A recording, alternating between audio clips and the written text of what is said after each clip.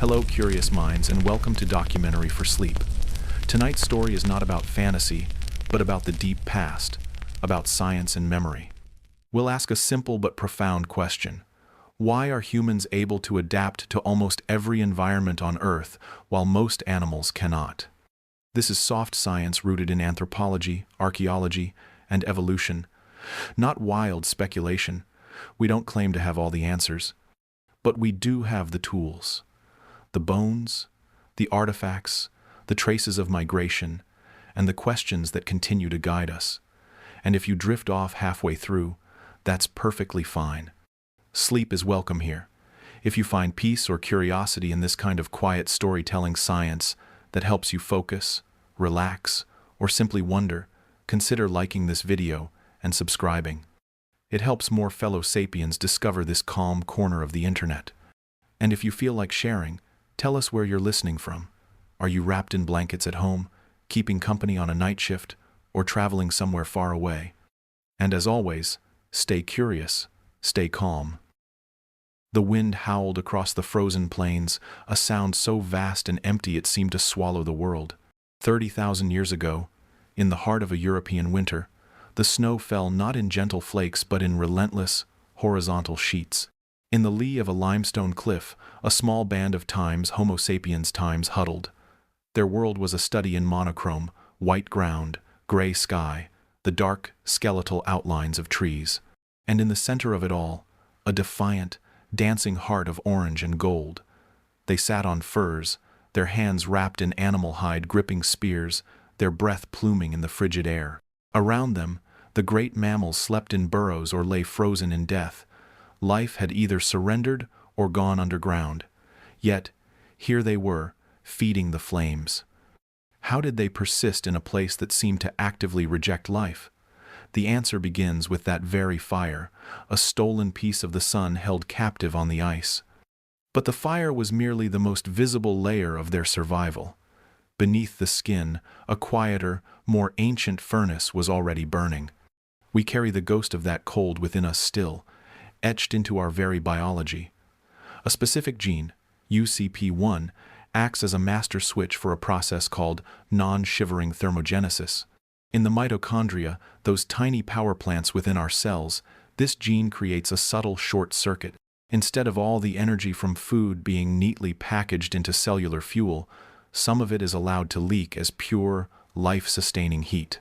It is a biological murmur against the cold, a metabolic trick rare in animals who do not hibernate, a birthright from ancestors who refuse to sleep. The archaeological record offers a testament to this partnership between inner fire and outer flame. Excavations from the Upper Paleolithic reveal more than just charred bones. They show the architecture of warmth. Hearths were not random pits but carefully constructed features within caves, positioned to maximize heat retention and social cohesion. Tools show evidence of being hardened and shaped by fire, a dual-purpose technology that provided both weapon and warmth. This was not merely about cooking food, which unlocked more energy, but about creating a microclimate, a portable sanctuary. It was a social and defensive act, a circle of light and heat that pushed back the predatory shadows of the night. Today, we have built a world upon this principle. Our central heating, our insulated homes, our high-tech thermal clothing, they are all just elaborate extensions of that primordial hearth. We have learned to weave our own personal climates, to carry our summer with us. The fundamental breakthrough, however, was not the invention of the radiator, but the moment our ancestors first learned to create a miniature sun in the snow, to externalize their will to survive. Yet, is fire the sole differentiator? Many creatures are exquisitely adapted to the cold. The woolly mammoth boasted a coat of incredible density. The cave bear possessed a layer of fat thick enough to sustain it through months of slumber. They were, in their own way, perfect products of the ice. Their survival was a passive acceptance of the environment, a perfection of endurance. The human strategy was different, more restless. Fire was the start, but what truly set our ancestors on their unique path was not merely the ability to generate warmth, but the capacity to transform any condition, no matter how hostile, into an opportunity. And that profound transformation began not with a tool in the hand, but with the silent, simmering chemistry within their own bodies. This inner furnace, this genetic heirloom, is a story written in fat, skin, and hair. The so-called genetic coat is an invisible armor, a biological deep winter system. While other animals grew thick pelts, our ancestors developed a different solution, a sophisticated, dynamic layer of subcutaneous fat, served by a vast network of capillaries, and regulated by that same UCP1 gene. This system allowed them to generate and conserve core heat with an efficiency that did not rely on a cumbersome, permanent fur. It was a coat they wore on the inside, one that could be metabolically dialed up in a deep freeze and did not soak through in a thaw. It granted them a flexibility, a resilience that was less about brute insulation and more about intelligent thermal management. What does it mean that our comfort, our very survival in a harsh world, is built upon such a fragile, ancient bargain between a flickering external flame and a silent, metabolic whisper from within? If our first great technology was a fire we nurtured outside our bodies, was the second, perhaps, the conscious harnessing of the one that already burned inside? The wind howls across the frozen steppe, a sound so ancient and constant it seems to carve the very air. A lone rider, his face a map of weathered lines against the cold, guides his horse through the deep snow. His breath plumes in the crystalline air, and his thick coat of goat hide is crusted with frost.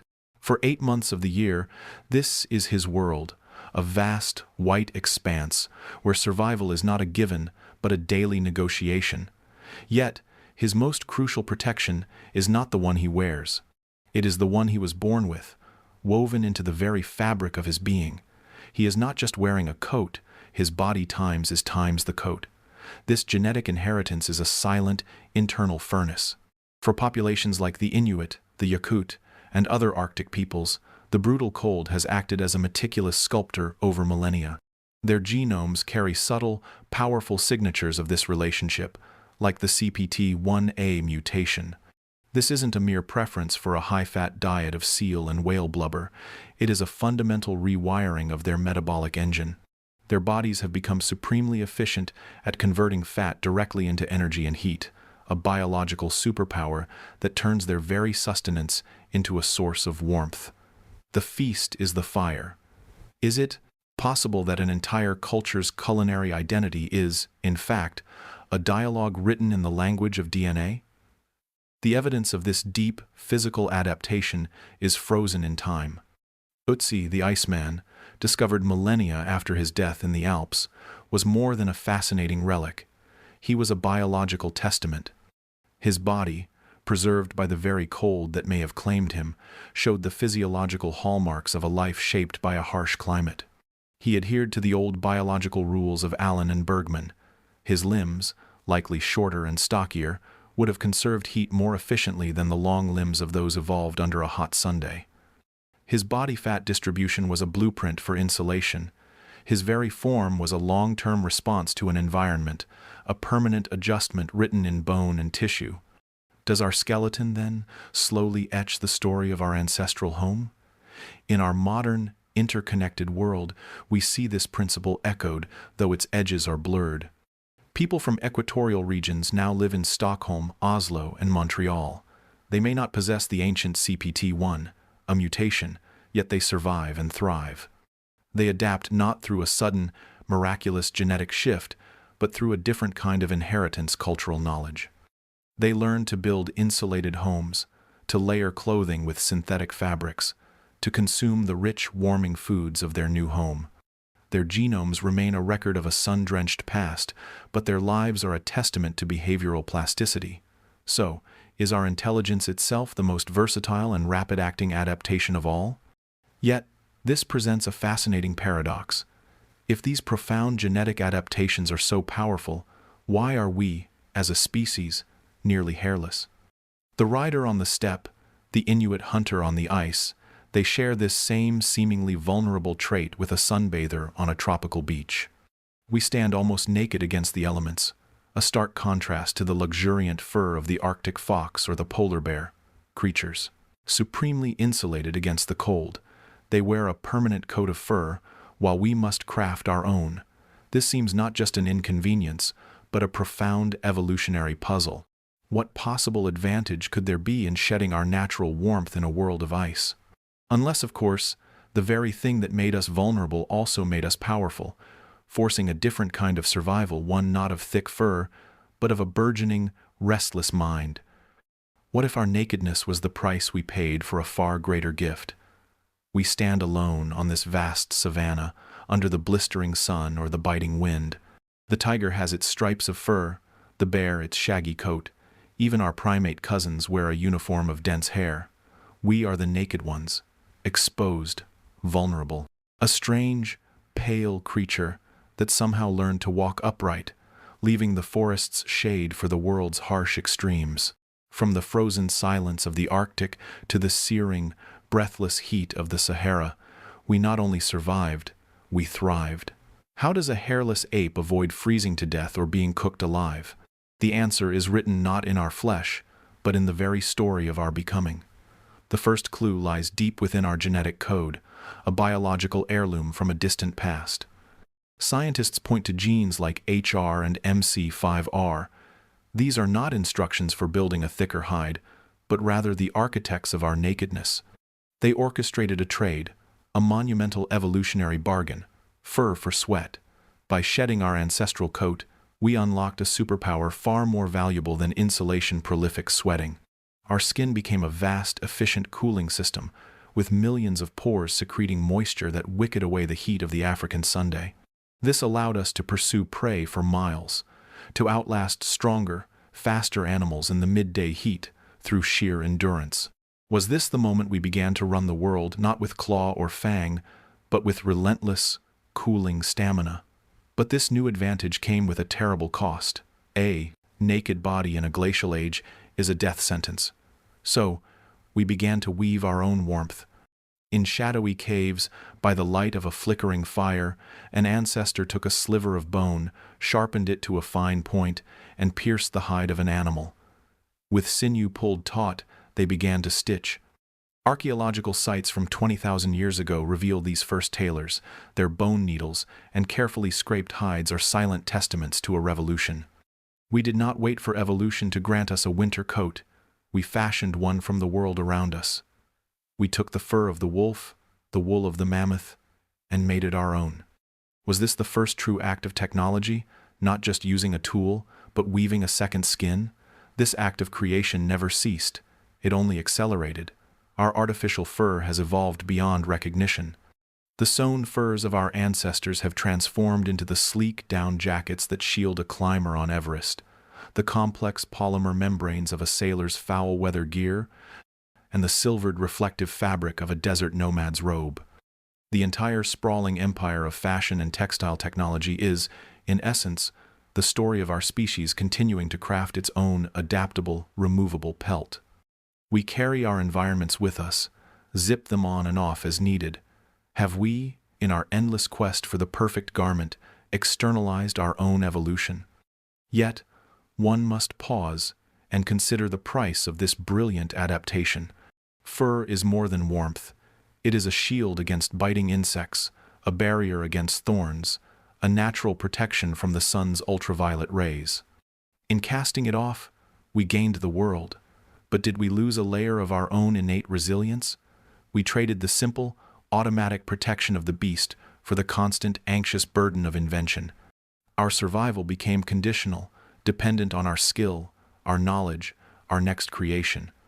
Was our nakedness, then, not just a biological event, but the original wound that sparked all of human ingenuity? Forced to create, our focus shifted from the body to the hand.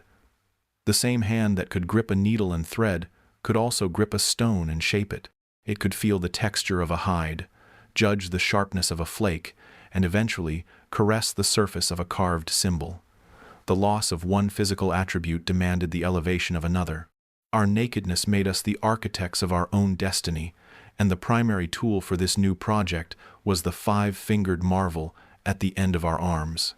So, if our story began with the loss of fur, did it truly accelerate with the gaining of a new, more versatile limb?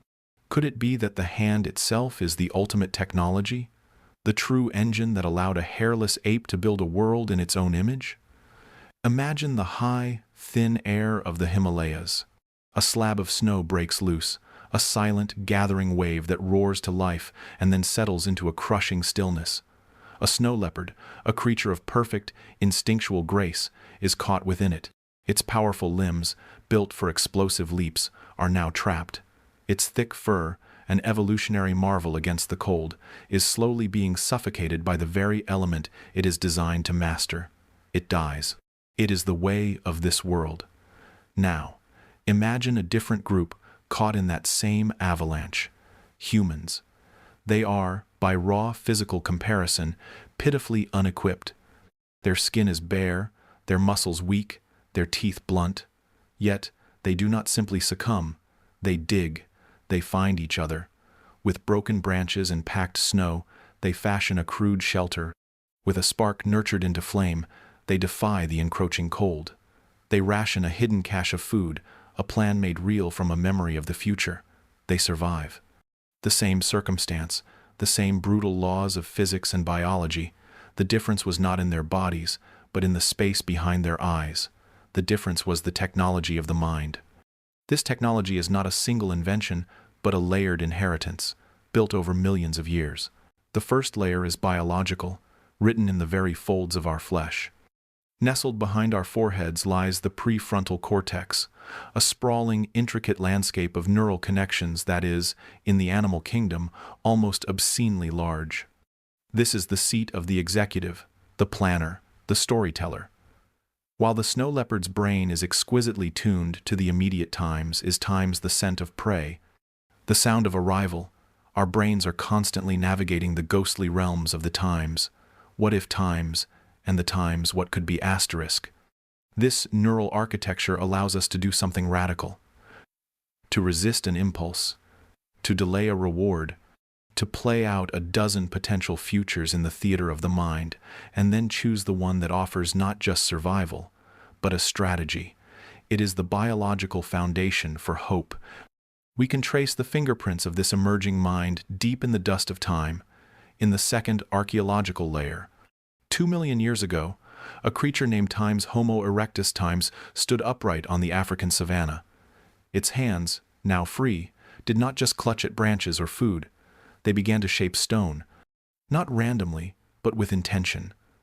A core of flint was struck not once, but repeatedly, with a precise angle and force to detach a sharp, scalloped edge. This was not merely a tool. It was a template, an idea made solid. It was the first externalization of a thought. These early humans coordinated not with the simple swarming logic of ants, but with shared, silent understanding. They built simple structures. They hunted large game through coordinated effort. Their intelligence was becoming their exoskeleton, a collective shield against a world that was stronger, faster, and sharper than they were. And today, we live in the third layer, the social and technological reality that is our modern habitat. We no longer just survive within nature, we have engineered systems of survival. We have woven a global nervous system of electricity and data, a web of information that moves at the speed of light. We store our memories not just in neurons, but in silicon and the cloud. Our food comes from systems of agriculture and distribution so complex they are invisible to us. None of this, the phone in your hand, the grid that powers it, the society that built it, exists in our biology. Yet, it is all a product of it. It is the grand, sprawling output of that prefrontal cortex, a monument to our ability to project ourselves forward and build the world we imagined. Yet, for all its power, this magnificent brain is also a paradox, a trade-off of profound consequence. This same intelligence does not allow us to swing through the canopy with the effortless grace of an orangutan. We cannot hold our breath and dive to the abyssal depths like a seal. We cannot outrun a cheetah or outfight a tiger in a contest of pure strength.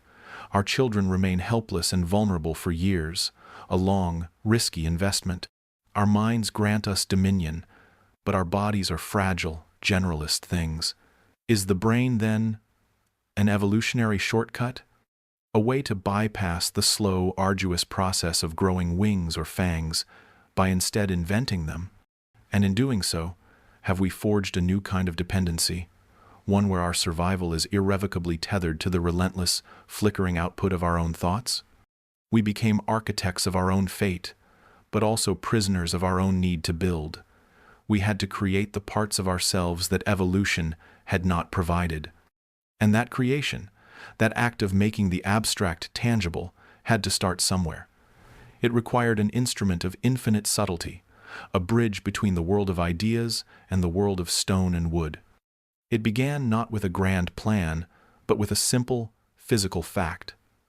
A body standing upright, leaving two limbs free not for locomotion, but for manipulation.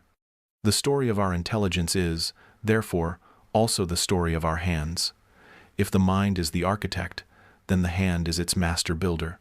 What happens when a species, gifted with the power to envision a future, is also given the physical keys to shape the present in its image? The wind, hot and gritty, whispers across a sun-baked expanse of East Africa 2 million years ago. It carries the scent of dust and distant rain, the tension of a hunt. A small band of times, Homo erectus times, stands, their silhouettes stark against the bleached grass. They are not the fastest creatures here.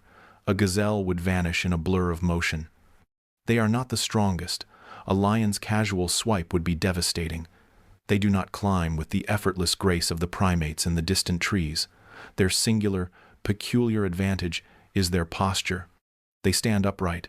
Their hands, no longer tasked with locomotion, hang free at their sides, fingers curling and uncurling, empty and yet full of potential. In one of those hands, a rock. It is an unremarkable thing, a piece of the landscape, yet it is about to become something more. This small advantage, this liberation of the hands, would not just change their day, it would rewrite the destiny of a planet. This shift in posture was a biological revolution.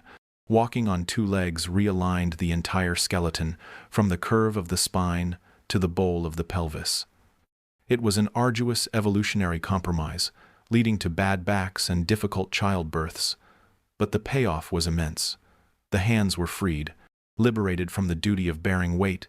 The bones of the wrist and fingers could refine their architecture. The thumb rotated to oppose the other fingers, creating a power grip to clutch a branch and, more importantly, a precision grip to hold a pebble.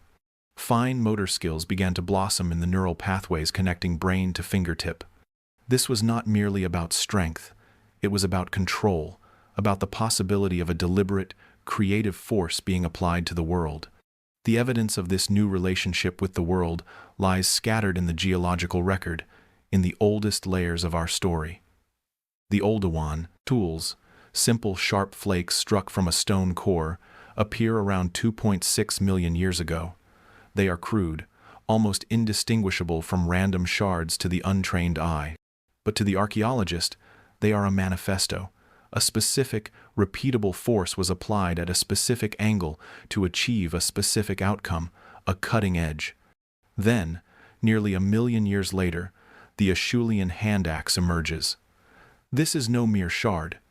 It is a teardrop-shaped artifact of stunning symmetry, worked on both sides.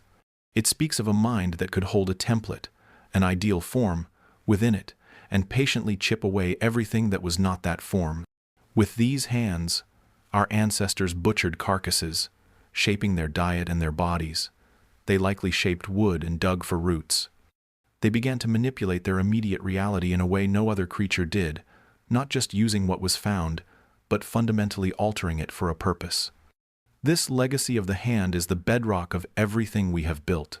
From the first bone needle that pierced animal hide, creating clothing and shelter, to the delicate touch that assembles the microscopic circuitry of a smartphone, our hands are the primary interface between our inner world of thought and the outer world of matter. They are the instruments through which abstract ideas, a building's blueprint, a song's melody, a mathematical equation are translated into physical reality. The modern world, with all its complexity, is a monument to the precision grip. Our hands are not just tools, they are the foundational technology that allowed all other technologies to emerge. They transformed the raw, given world into a human one, And yet, a question lingers in the quiet of the savannah, in the observant eyes of other creatures. The octopus, a creature of pure intelligence, manipulates its world with astonishing dexterity, its tentacles a marvel of biological engineering. A chimpanzee will skillfully use a stick to fish for termites. A crow will bend a wire to hook food. They, too, have versions of hands. So what, then, was the true catalyst? Was it the hand alone, or was it the unique conversation that began between the hand and a brain that was learning to see the world not just as it was, but as at times could be asterisk? The hand provided the means, but the brain provided the vision, a vision of transformation. This partnership allowed our ancestors to begin the most profound project of all, the act of turning the indifferent space around them into something familiar, something usable, something that could be worn. And in that act did the very concept of environment begin to dissolve, becoming not just a place they were in, but a substance they could shape. If the hand was the first tool, then the first true invention was likely a second skin. The Inuit hunter, standing on the vast, crystalline plain of the Arctic, does not merely live in the cold, he wears it. His parka, crafted from caribou hide and seal fur, is a portable microclimate, a pocket of warmth wrested from the heart of the freeze.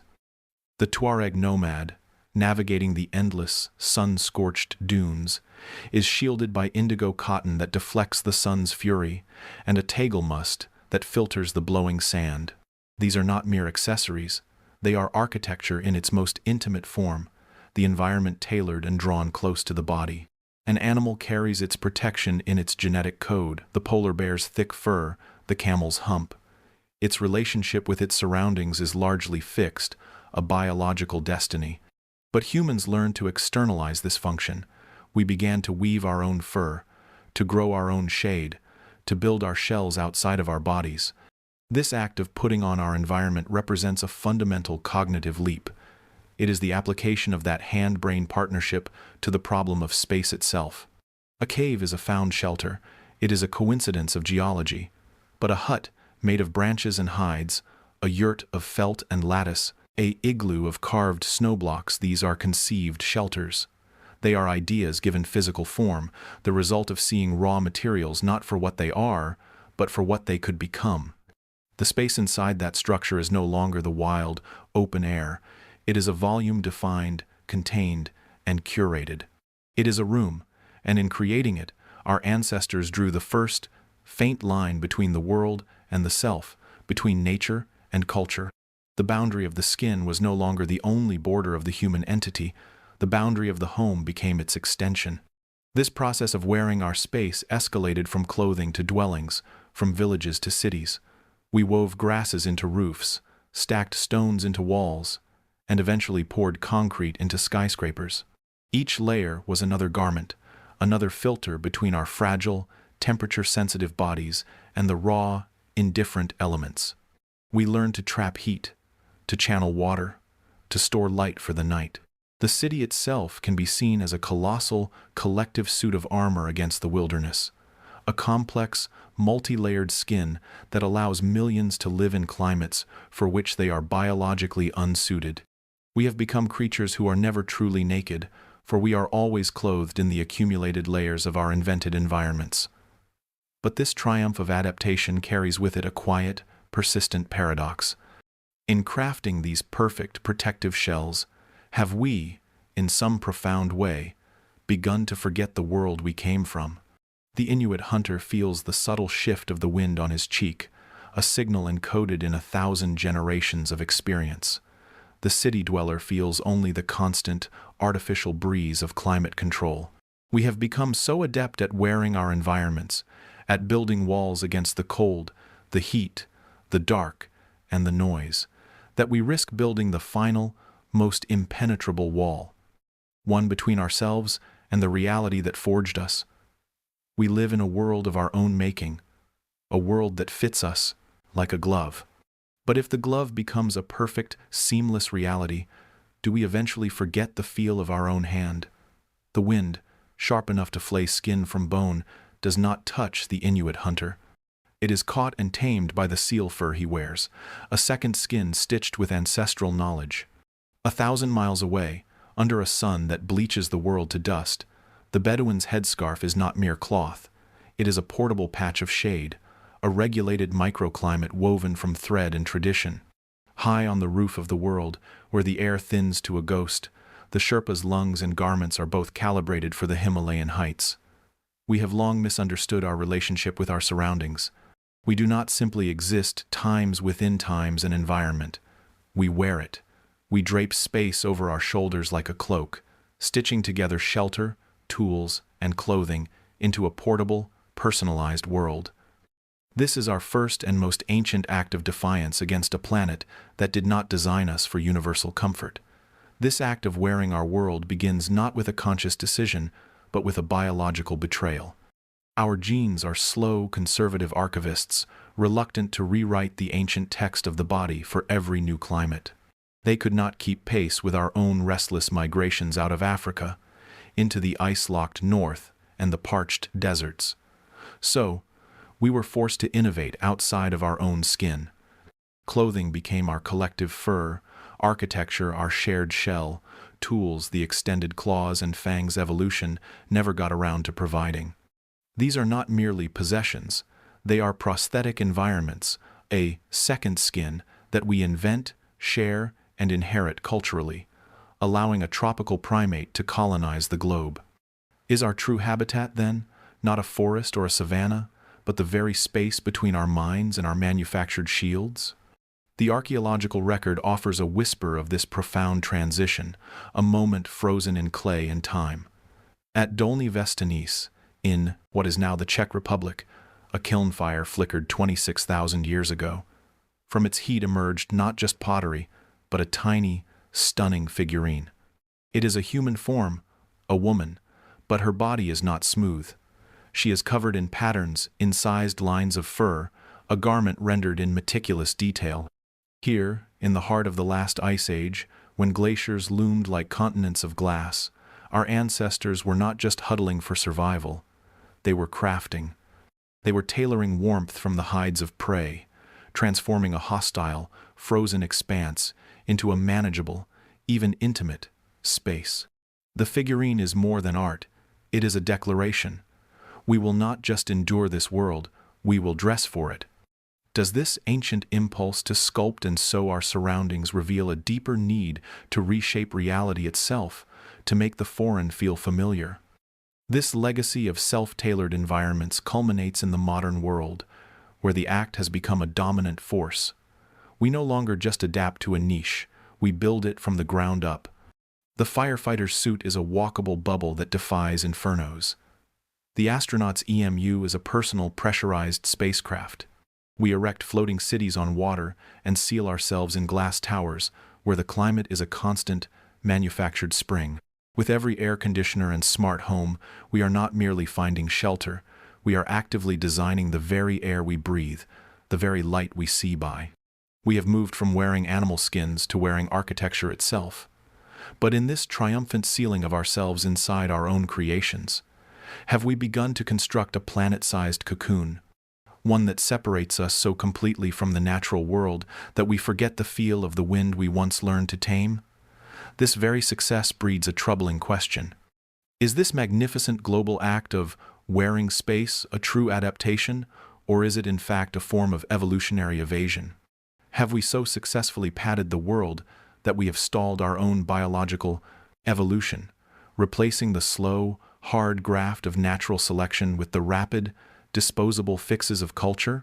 We have softened every surface, neutralized every climate, and in doing so, have we created a species that is profoundly resilient, yet potentially more fragile? If our survival is now tethered to the continuous, energy-hungry functioning of our global life support systems, have we traded one form of dependency for another, far more complex one? To answer whether our adaptation is real or illusory, we cannot look only at the houses we build or the clothes we stitch. We must peer inward, into the wet, dark universe within our own skulls. For if the body is slow to change, the brain is its dazzling, mercurial counterpoint.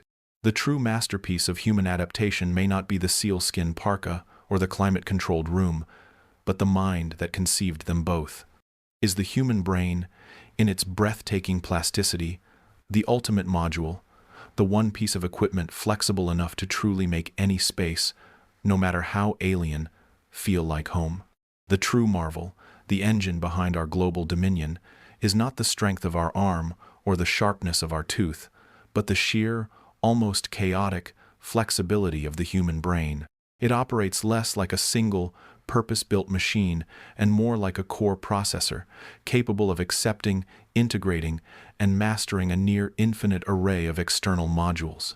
We are born not with the knowledge of how to hunt a mammoth, but with the capacity to learn how to shape flint into a spearhead, to haft it to a shaft, to coordinate a throw. This same basic architecture, this soft-wired survival mechanism, later learns to navigate by the stars, to decipher the logic of a sail catching the wind, to manipulate the abstract symbols of a computer language. The brain does not hardwire the solution, it hardwires the ability to find the solution, to download a cultural software update for whatever environment it finds itself in.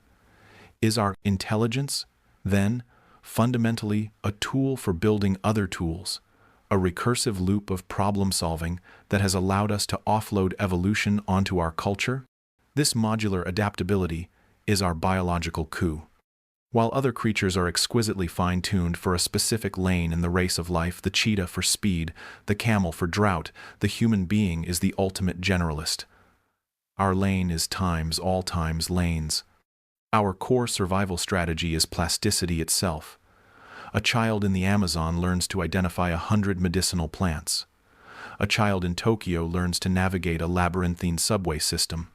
The underlying neural hardware is the same, running different software written by experience and tradition. This is the soft mechanism that underpins every second skin we create. The parka, the skyscraper, the smartphone, these are all physical manifestations of the brain's innate ability to project itself outward, to build cognitive crutches and external organs. But if our greatest strength is this very lack of specialization, this constant state of becoming, does it mean we are never truly, completely finished? Are we perpetually in a state of self-made beta, forever updating our own operating system? Consider the act of learning to sail. The brain does not instinctively understand the physics of wind and water, but it can observe, experiment, and build a mental model. It learns to feel the tug of the sheet as an extension of its own muscle, to read the shimmer of the water as a map. The boat ceases to be a separate object and becomes a module, a prosthetic body for navigating a liquid world. The sailor and the sailboat merge into a single, functional unit. This is the brain's magic, its capacity for incorporation, for blurring the line between the biological self and the technological tool. We don't just use things, we absorb them into our sensory and cognitive schema. So, when an astronaut floats in the void, their mind has, in a very real sense, incorporated the entire spacecraft. It is their new shell. But if we can so readily merge with our machines, where does the self end and the environment begin? Is the boundary of our identity as fluid as the thoughts that define it? This magnificent flexibility, however, carries its own shadow. A system that is designed to adapt to anything may have a harder time knowing what it is times for asterisk. An instinct-driven creature has a clear purpose written into its bones. A modular, generalist brain must write its own purpose, a task fraught with existential risk. The same neural architecture that can learn to write a symphony can also learn to engineer a genocide. The same plasticity that allows us to thrive in the Arctic or the Sahara can also allow us to normalize the profound disconnection of a digital existence or the sterile confines of a habitat on Mars. Our greatest gift is our lack of a definitive blueprint, but this freedom is also a profound burden. If we are truly a collection of potential modules, waiting for a culture to install them, who or what is the programmer? And what happens if the software we write for ourselves ultimately corrupts the core hardware of our humanity? The chill is a living thing here. It doesn't just touch the skin, it seeps into the bones, a constant companion from the moment a child takes its first breath. On the vast, white expanse of the Arctic, a 5-year-old Inuit boy watches his father's hands. They are not just hands, they are instruments of survival, reading the snow's texture, the wind's whisper, the almost invisible signs of a seal's breathing hole. The child's brain, a soft and hungry sponge, absorbs it all: the patience, the silence, the geometry of survival etched against an unforgiving sky. Half a world away, under a sun that beats down on the red earth of the savannah, a young Maasai child learns to read a different text. Here, the parchment is the dirt, and the alphabet is written in the tracks of animals. A broken twig, the depth of an impression, the direction of a scuff. Each mark tells a story of what passed, how fast, and how long ago. Meanwhile, in the neon-drenched hum of Tokyo, another child's fingers dance across a tablet, not tracing animal tracks but assembling blocks of code, teaching a small, plastic robot to navigate a miniature city. The environments could not be more different: a frozen sea, a dusty plain, a synthetic grid. Yet, the organ performing the learning is the same.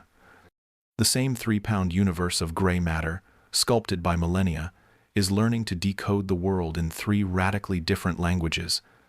How can one single tool be so exquisitely adaptable? The answer may lie not in the brain's uniformity, but in its fundamental disunity. Unlike the specialized brain of a mole, engineered for a life of tunneling, or the sophisticated echolocation processor of a bat, the human brain is not a single, purpose-built machine. It is a collection of neighborhoods, a modular city of the mind.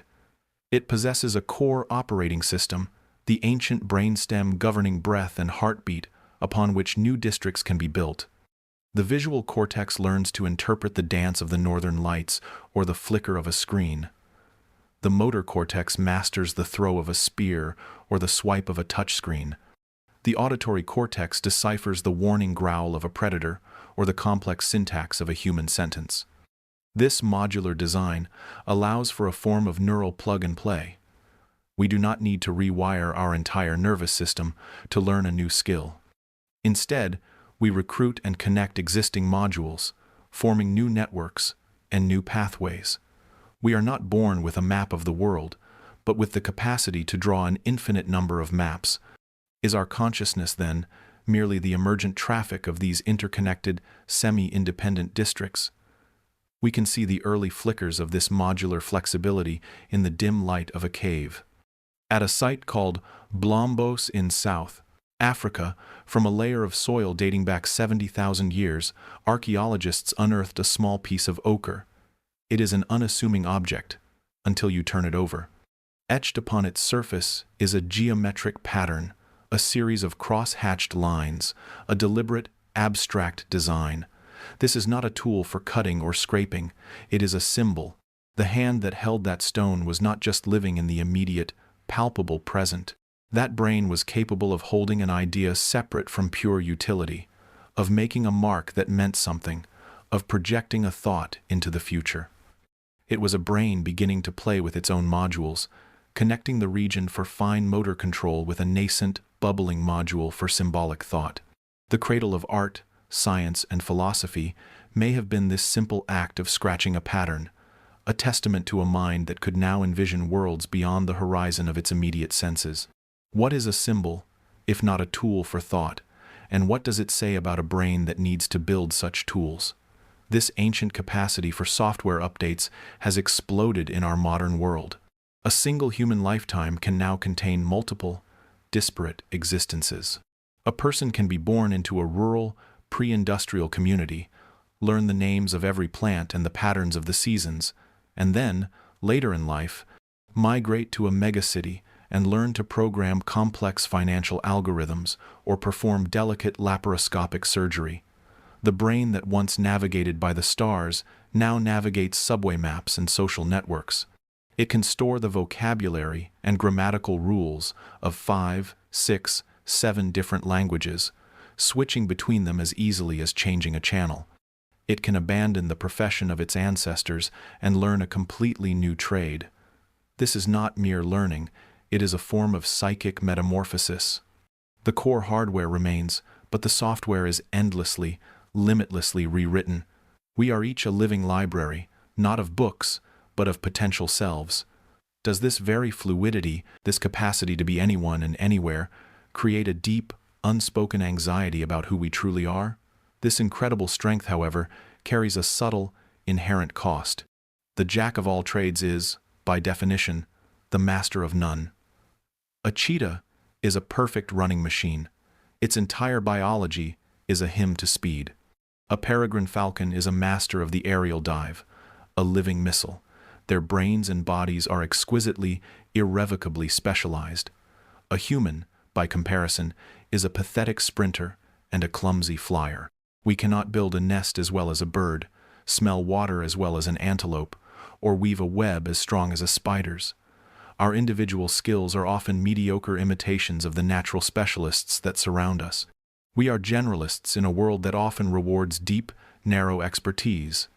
So, are we merely the great compromisers of the natural world, a biological jack of all trades whose adaptability is just a fancy word for a lack of true perfection? Perhaps this is the wrong way to see it. Perfection is a fragile state. A perfect cheetah is doomed if the savanna turns to swamp. A perfect ice age mammoth is doomed if the world grows warm. Specialization is a magnificent, but brittle, strategy. The human flaw, our lack of a single defining specialty, is, in fact, our ultimate weapon. When the environment changes, as it always does, the specialist perishes. The generalist, the learner, the one who can put down one tool and pick up another, survives. Our brain is not a finished statue, but a lump of clay that never hardens. It is the ideal learning machine because its greatest evolutionary advantage is its willingness to admit it does not know and to begin again. This relentless adaptability was forged over an unimaginable journey, an exodus written not in history books, but in the most intimate library of all our very selves. For if we listen closely to the quiet hum of our DNA, we can still hear the echoes of that ancient migration, the footsteps of the first global citizens who carried this plastic brain from its cradle to every corner of the globe. What story does the map of our own blood tell? It begins not with a map, but with a whisper carried on the dry, red winds of ancient East Africa, a genetic story passed down through thousands of generations, from a mother to her child, in an unbroken chain that now leads to you. From a small, fragile band of perhaps a few thousand individuals, our ancestors looked out upon a world of immense and terrifying possibility. They walked, and they kept walking. They crossed searing deserts and scaled mountain ranges that scraped the sky. They built rafts and read the stars, venturing across vast, unknown oceans where the horizon was a perpetual mystery. Asia, Europe, Australia, the Americas, every continent, no matter how harsh or isolated, eventually bore the footprint of a human. No other animal has painted its story so boldly across the entire canvas of the planet. What was it, this strange restlessness that set us apart? The answer is not etched in stone alone, but written in the very code of our being. Deep within our cells, in the mitochondrial DNA that is a mother's sole genetic gift to her children, lies a clock. This tiny, circular strand of information changes at a steady, measurable rate, and by reading its subtle variations, geneticists have traced a single, maternal lineage back to one woman, not the only woman of her time, but the only one whose maternal line survives unbroken today. They call her mitochondrial Eve. A parallel story is carried in the Y chromosome, passed from father to son, pointing to a single ancestral male. This is not a story of a lone couple in a garden, but of a population, a cradle of humanity from which all our diverse branches eventually sprouted.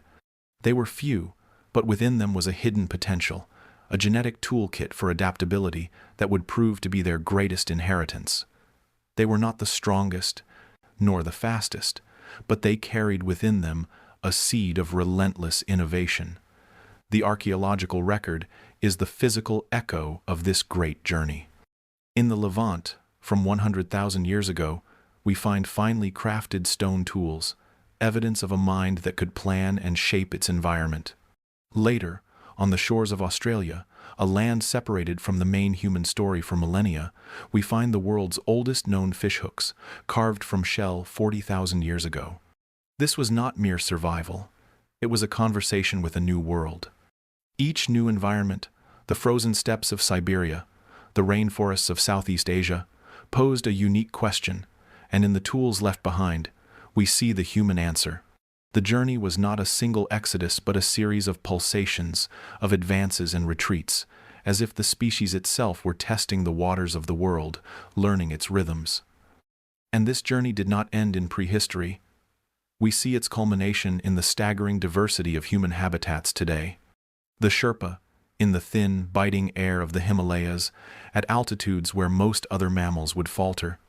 The Bajau people of Southeast Asia, who have genetically adapted to spend minutes on end diving in the deep, cold ocean, their spleens enlarged to store oxygenated blood. The Inuit, who carved a life from the stark, beautiful brutality of the Arctic. These are not different species. They are variations on a theme, proof that the human journey is one of carrying intelligence with us. We did not wait for evolution to gift us thicker fur or greater lung capacity over millennia. We used our minds to invent clothing, shelter, and social structures that allowed us to bypass biological limits. We brought our environment with us in our culture, but to paint this migration as a triumphant, inevitable march is to ignore the shadows that trailed behind every step. For every group that successfully crossed a mountain pass, how many perished in the attempt? For every lineage that thrived in a new land, how many withered and vanished, their stories lost to the silent, impartial judgment of a changing climate or a new predator? Migration was a brutal filter. It was not for the faint of heart. It selected for the most resilient, the most ingenious, and perhaps the most fortunate. The genetic bottlenecks we see in our past are stark reminders of how close we came to oblivion, time and again. The success of our species is built upon a mountain of failures, a silent chorus of the extinct. Was it then just a grand, cruel lottery? Were we simply the lucky ones, the descendants of the few who happened to walk in the right direction at the right time? Perhaps. But this very precariousness, this constant dance with failure, forged within us another, more peculiar strength. Faced with the fickle whims of ice ages and shifting deserts, a creature with a specialized diet is a prisoner of its environment. The panda, for all its charm, is chained to the bamboo forest. But what if you could eat anything? What if your survival did not depend on finding one specific food, but on your ability to transform whatever you found into nourishment? This was the next great evolutionary gambit. It was a shift from adapting to the world to beginning to process it. The journey outward required a corresponding journey inward to the most fundamental of all human experiences, the need to eat. And so, the restless wanderer, stepping into a new and empty landscape, was armed with a new kind of hunger. Not just a void to be filled, but a crucible for transformation. The story of our stomach is a story of becoming generalists in a world of specialists. Consider time's Homo habilis asterisk, the handyman, one of our early ancestors. Their fossilized remains and the refuse of their lives tell a tale of a profoundly unpicky eater. They gnawed on tough roots dug from the hard earth. They scavenged the carcasses left by more powerful predators, smashing open long bones with cleverly fashioned stones to get at the rich, fatty marrow inside a nutrient source inaccessible to most other animals. They would have eaten grubs, berries, birds' eggs, and occasionally, when fortune smiled, fresh meat. Their digestive system was a jack of all trades, capable, within reason, of processing a wide and varied menu. This stands in stark contrast to a creature like the panda, whose entire existence is built around the consumption of bamboo, a plant so nutritionally poor it must be eaten in colossal quantities just to sustain life. The panda is a perfected key for a single lock. The human, however, was a master of lock-picking, able to fiddle with the tumblers of 1,000 different environments. This dietary flexibility was more than just a survival tactic. It was a form of cognitive liberation. A brain is an incredibly expensive organ, consuming a disproportionate share of the body's energy. To fuel such a demanding engine, a consistent and rich supply of calories is essential.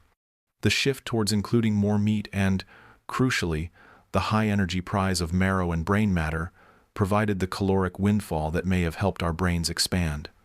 But more importantly, The exact times of being an omnivore required a new kind of mind. It demanded a vast, internal encyclopedia of the world. Which root is edible? Which berry brings sickness? How do you predict the migration of a herd? How do you coordinate with others to bring down an animal larger and stronger than yourself? The generalist's stomach demanded a generalist's brain, curious, observant, and experimental. The world was no longer just a place of threats and shelters. It became a vast, complex pantry, and every item in it posed a question and a potential answer. Yet, this very versatility came with its own perils. A creature that eats everything must constantly navigate the fine line between nourishment and poison. The same curiosity that led to a new food source could also lead to a painful, or even fatal, lesson. The expansion of our diet was likely a slow, cautious, and often deadly process of trial and error, its rules passed down through generations in the form of food taboos, preparation rituals, and cultural knowledge. We had traded the security of a specialized diet for the precarious freedom of choice. We had become biological adventurers, our guts a testing ground for the entire natural world. And in doing so, we began to change not just what we ate, but what we were. The energy we unlocked did not just power our bodies, it powered our imaginations. If we could transform a bitter root into food through cooking, or a sharp stone into a tool through flaking, were we not already beginning to reshape the world to fit our needs, rather than simply fitting ourselves into the world? The empty belly that drove us across continents was now becoming a creative force, a crucible where the raw materials of nature were being forged into the building blocks of culture. But at what cost does this power come, and what happens when the crucible itself begins to change the alchemist? The sun is a hammer on a land of dust and bone. Here, where the thirst of the earth cracks the ground open, most creatures wait for a death that is never far away. But in the shadows of the acacia trees, a different story is unfolding. A hominin, back aching from the perpetual stoop of the savanna, uses a sharp-edged stone to worry at a root, prying it from the unyielding soil. A few paces away, another brings a heavy, rounded rock down upon the femur of a long-dead antelope, the crack echoing dully as it surrenders the rich, fatty marrow within. Their eyes scan the ground not for a specific prize, but for possibility itself. A scurrying beetle, a nest of termites, the bitter but life-sustaining pulp of a fallen fruit. This was not a life of pickiness, but of profound, desperate opportunity. They did not seek a meal. They engineered survival from anything their bodies could possibly break down and absorb. The empty belly was the first and most relentless inventor. This biological desperation is etched not just in behavior, but deep within our very anatomy. The human digestive tract is a testament to this ancestral scramble. Consider the stomach, that muscular bag of acid. In most omnivores, it is a relatively mild environment. Ours, however, is a cauldron. With a pH hovering around 1.5, our gastric acid is fiercely potent, nearly rivaling that of dedicated scavengers like vultures. This was not an evolutionary quirk, it was a survival strategy. A carcass, bloated and buzzing with flies, was not a thing to be avoided but a caloric windfall. That corrosive bath neutralized the bacterial armies festering within the rotting flesh, allowing our ancestors to consume what would sicken or kill a more specialized predator. It was a biological gamble that paid off, turning poison into sustenance. The same system allowed for the efficient breakdown of a wildly varied menu from tough plant fibers to animal proteins, maximizing nutrient extraction from every scrap. Our gut is a monument to the virtue of not being fussy, a chemical crucible born from necessity. Does this mean our body is a fortress, designed to conquer all it encounters, or is it a testament to the sheer, undignified will to live, forged in an era of relentless scarcity? The stones they left behind whisper the same story. The archaeological record is not filled with the specialized tools of a pure hunter or a dedicated forager, but with a toolkit of brutal pragmatism. The heavy hammerstones, used to smash open bones for marrow speak, of a drive to access every last calorie, to waste nothing. The discovery of fire-blackened hearths and charred animal bones reveals a pivotal moment, the taming of fire. This was not merely for warmth or protection, but the first act of external digestion. Fire began to break down the tough tissues of meat and the complex carbohydrates in tubers. Asterisk, outside times the body, pre-processing food to make it safer, more digestible, and more energy efficient. Alongside these signs of cooking, we find the remnants of grinding stones, stained with the residue of wild grains and nuts. Our ancestors were not passive recipients of their environment. They were active, ingenious exploiters of its every potential calorie, from raw meat and fat to heat-transformed starches and hard-shelled seeds. They were processing the world before it processed them.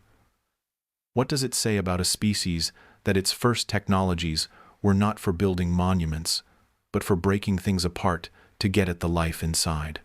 This ancient ductile relationship with food echoes strangely in our modern world. Today, a person can thrive on a meticulously planned vegan diet, deriving all essential nutrients from plants. Another can adopt a carnivorous regimen, consuming only meat and animal products. Some seek out the primal thrill of raw flesh in the sushi bar, while others sustain themselves entirely on engineered meal replacements and synthetic shakes. We have individuals who practice prolonged fasting, and cultures whose diets are dominated by a single staple, like the potato or maize. This is not a sign of confusion, but the ultimate expression of that ancestral plasticity. The human stomach does not belong to any single environment. It is a biological generalist that has allowed us to colonize every continent, from the frozen Arctic to the humid rainforest. Our dietary identity is not a fixed point, but a vast and adaptable territory. If our biology is so forgiving, then what is the true source of our modern dietary tribulations? Is it the food itself, or the overwhelming abundance of choice that our ancient gut was never designed to navigate? A skeptic might rightly interject, but we are not alone in this. The bear, rooting through streams for fish and turning over logs for grubs, the wild pig, devouring roots, small animals, and carrion, the clever crow, stealing eggs and eating garbage, these too are omnivores. Is our celebrated flexibility truly unique, or just a common strategy in the animal kingdom? What truly sets us apart from the raccoon washing its food in a stream? The answer lies not in what we eat, but in what we do to what we eat. The bear and the pig are consumers. They take the world as they find it. But our ancestors became creators of calories. They did not just find food, they made it. They used fire to transform the toxic into the nutritious, tools to access the inaccessible, and later, fermentation to preserve and enhance. They took the inedible grass of the Near East and, over millennia, turned it into wheat. They took the bitter, poisonous tuber and, through selective cultivation, created the potato. The human genius is not merely a stomach that can handle a wide array of inputs, but a mind that can re-engineer the world itself to become a more reliable input for that stomach.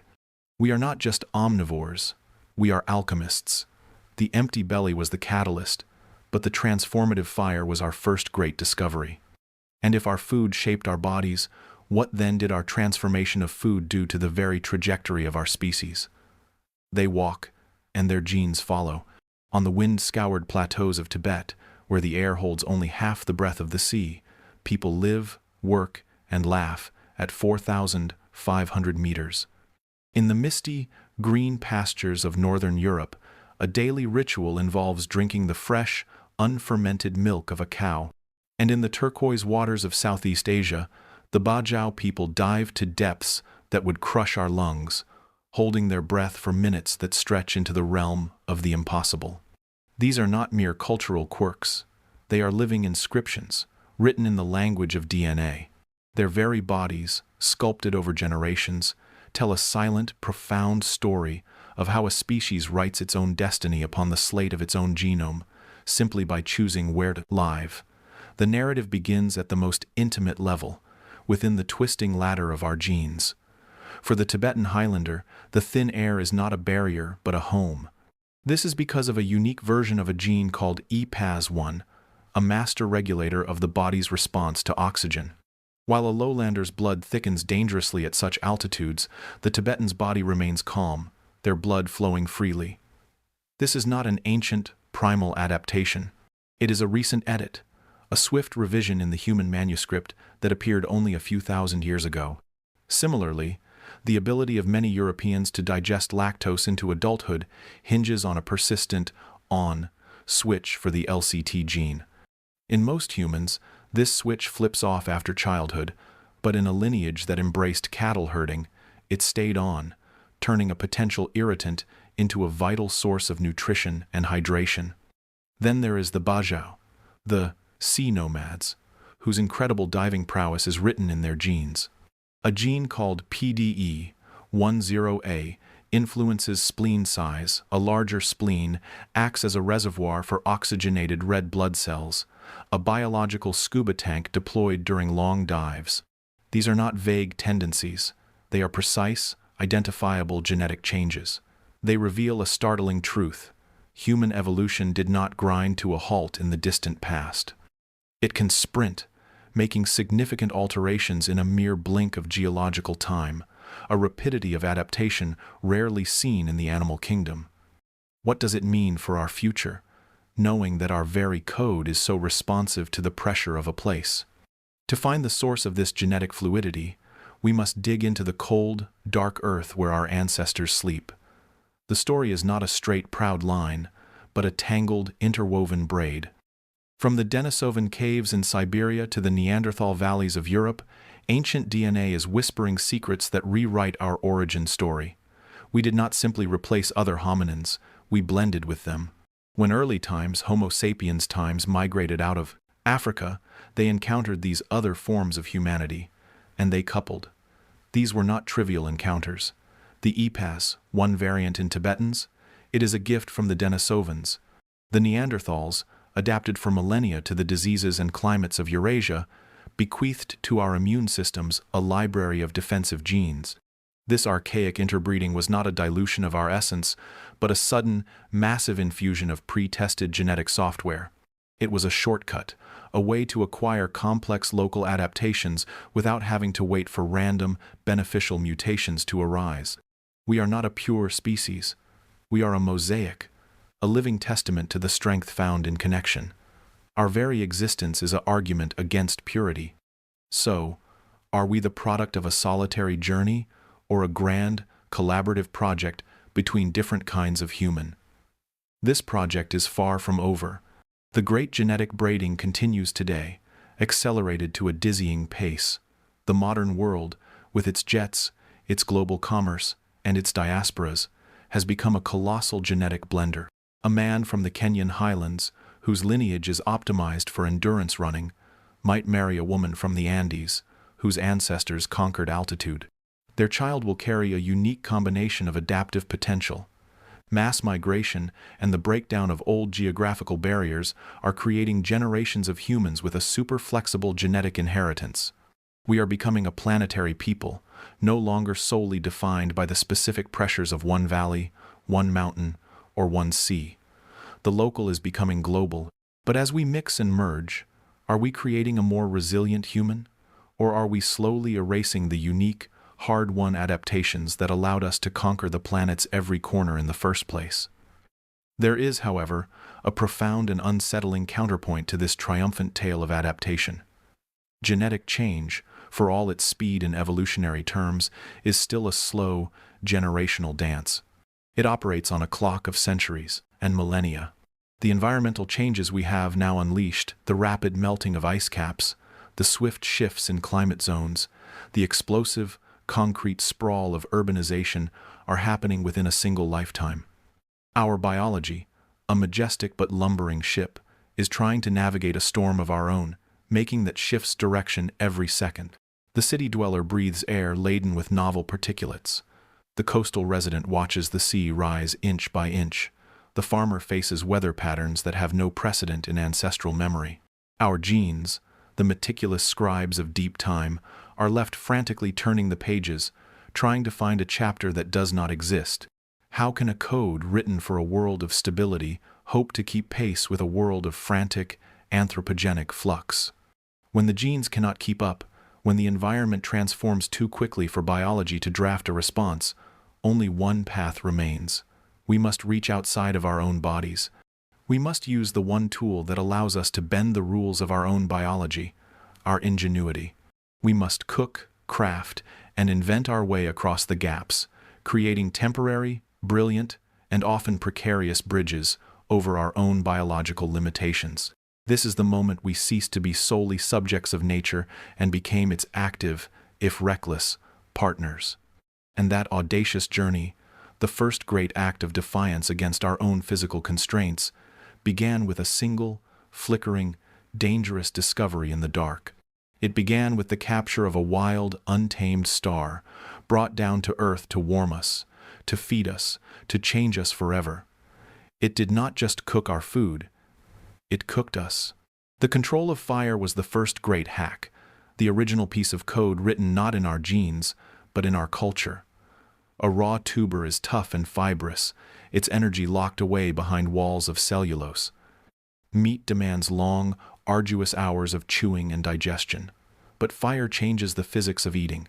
It pre-digests food outside the body, breaking down complex proteins and starches, making calories more accessible. This external stomach allowed our ancestors to extract more energy, more efficiently. That surplus energy, in turn, fed a hungry organ, the brain. The costly, dense neural tissue that had been held in check by the limitations of a raw diet was suddenly unleashed, beginning its great expansion. The fire also pushed back the night and the cold. It created a movable zone of warmth, a portable tropics that allowed our ancestors to venture into colder climates, to survive winters, to huddle together in a circle of light and safety against the terrifying unknown. The predator that feared fire was kept at bay. The prey could be transformed into a feast. We did not just times find times fire, we times lived times by it, and in doing so, we began to redesign the very parameters of human existence. We traded the sheer jaw strength of our ancestors for the subtle, powerful strength of a cooked meal and the enlarged mind it could fuel. But in taming this primordial force, in bringing it into the center of our social circle, did we also ignite a dependency, a fateful bargain where our biological fragility became permanently wedded to our technological prowess, forever binding our survival to our ability to control powers greater than ourselves? The other animals saw it and fled, a wall of heat, a crackling, living thing that consumed the forest and turned the night to day. It was a force of pure terror, a predator that could not be outrun. But one creature, a lone hominin on the plains of Africa, did not run. Homo erectus, our ancestor, stood at the edge of the inferno, feeling its warmth push back the chill of the night. And then, in an act of unimaginable audacity, they took a burning branch. They did not just find fire, they adopted it. They brought the wilderness into their cave and made it a part of the family. This was not merely a step toward a better meal. It was the first, flickering spark of a new kind of evolution, not of the body, but of the world outside it. We began to adapt our environment to ourselves, a reversal of the ancient, brutal order. We began to live with fire, and in doing so, we began to live because of it. What was it, truly, to hold that first, stolen ember? It was to hold a sun in your hands. The biological and neurological revolution it ignited was slow, profound, and utterly transformative. Fire, through the simple, world-altering act of cooking, pre-digested our food. Tough tubers and fibrous meats became soft, caloric-rich offerings. The immense metabolic tax of digestion was slashed, freeing up a torrent of energy. That energy flooded into a growing brain, a hungry organ demanding ever more fuel. The long, slow hours of chewing raw sustenance were traded for the quick, efficient consumption of a cooked meal. This was the leverage, the evolutionary cheat code. Fire built a bigger brain, and that bigger brain learned to better wield the fire. It was a self-reinforcing loop of cognitive growth, all sparked by the decision to not let a good thing go to waste. Did our intelligence create fire, or did fire, in its primal generosity, create our intelligence? The evidence of this ancient partnership is etched into the earth itself, a silent testimony to a bond forged in deep time. At Wonderwork Cave in South Africa, a million-year-old hearth contains the ashes of that bond, the earliest uncontested evidence of humans controlling fire. Imagine the scene not as a grand discovery, but as a nightly ritual, the circle of light pushing back an immensity of dark, the shared warmth against the cold African night. At Gesher Beno Yaakov in Israel, hundreds of thousands of years later, the story is the same. Clusters of burnt flint and defined hearths speak of a relationship that had become domestic, routine. This mastery came long before complex language, before agriculture, before the first city. It was the foundational technology, the one that made all others conceivable. The fire pit was the first classroom, the first kitchen, the first sanctuary. What conversations, what unspoken understandings passed between those early humans as they stared into the dancing flames, their faces illuminated by a power that no other creature dared to touch. Today, that same fire is everywhere and nowhere. We have tamed it, bottled it, and hidden it behind glass and metal.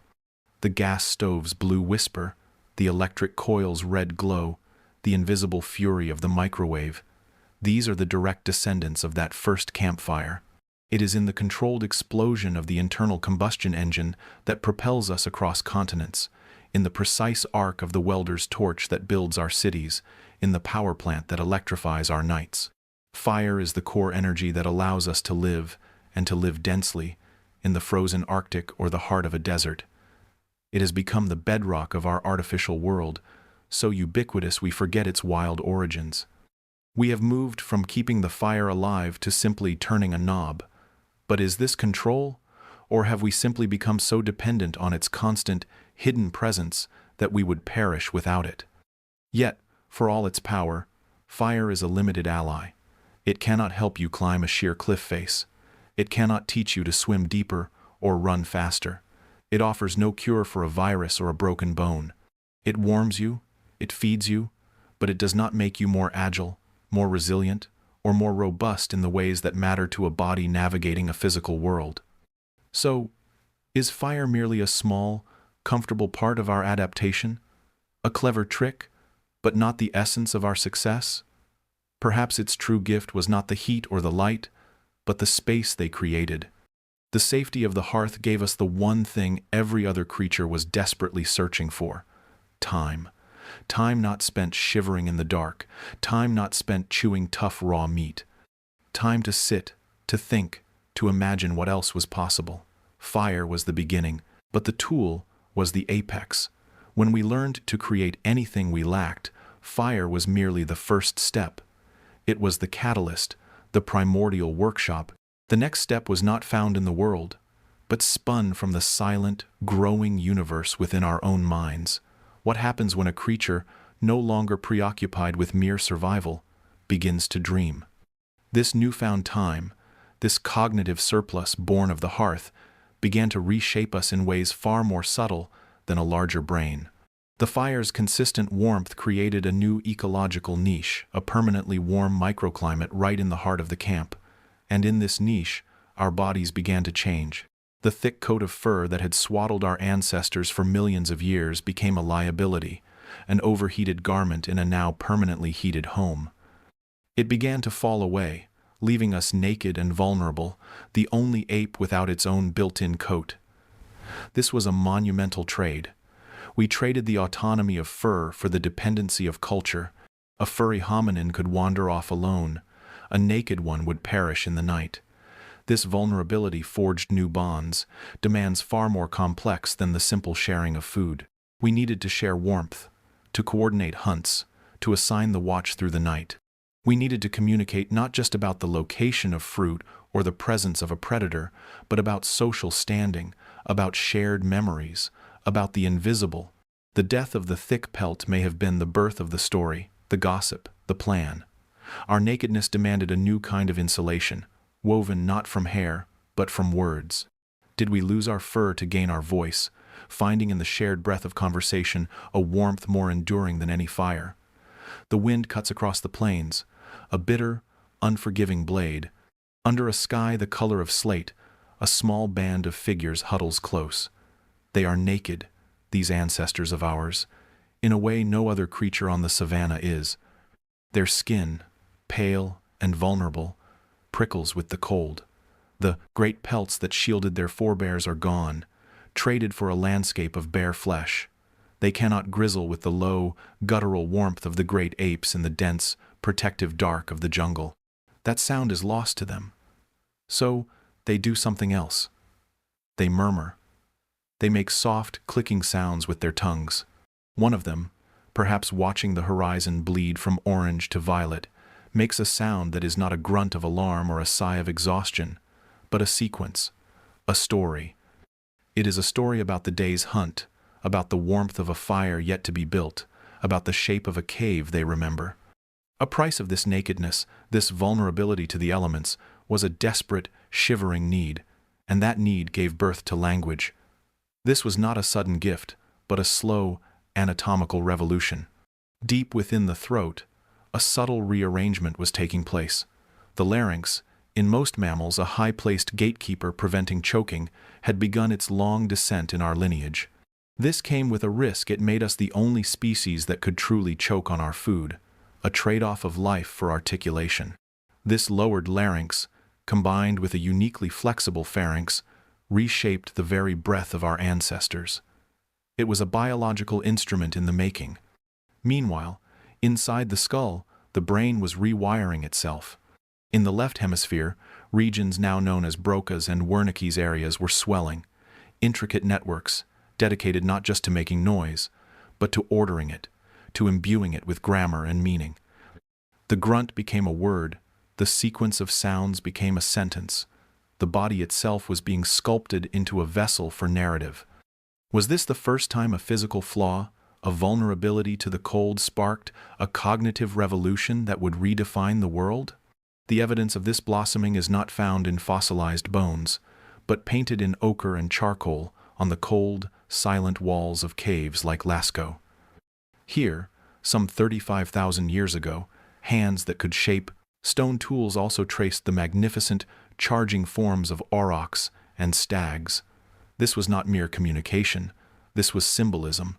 It was the externalization of an inner world. Alongside these paintings, archaeologists have found the world's oldest known musical instruments, flutes carved from the bones of vultures. In the flickering firelight deep within those caverns, sound and symbol merged. Stories were not just spoken, they were sung, acted out, given a visual form that could outlive the speaker. The narrative had escaped the confines of the individual mind and was becoming a shared possession, a collective memory. Did the first song arise from the same impulse as the first painted bison, a desperate, beautiful need to make the internal external, to say to the world, "I am here, and this is what I see"? This capacity for complex language became humanity's most potent and rapid tool for adaptation. A wolf must learn through trial and error which berries are poisonous. Its knowledge dies with it. A chimpanzee troop's culture of cracking nuts with stones is passed laboriously by imitation over generations. But a human, armed with language, can compress a lifetime of learning into a single warning, a detailed instruction. The cat with the long teeth waits in the tall grass by the river.